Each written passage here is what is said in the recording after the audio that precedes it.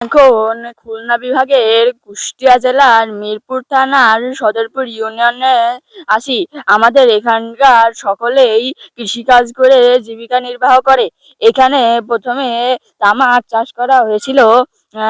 এখন সেখানে ছোট ছোট ছোট ছোট ঘাসের চারা উঠেছে।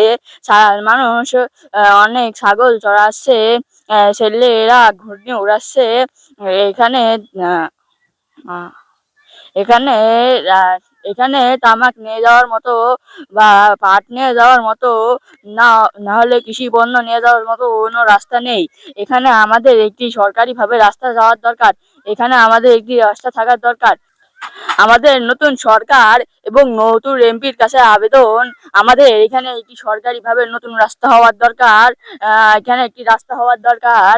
আহ, রাস্তাটি যেন অনেক বড় হয়, যাতে গাড়িরা ভালো মতো আসতে পারে এবং মাল নির্বাহ করতে পারে। সবাই ভালো থাকবেন, সুস্থ থাকবেন। আল্লাহ হাফেজ।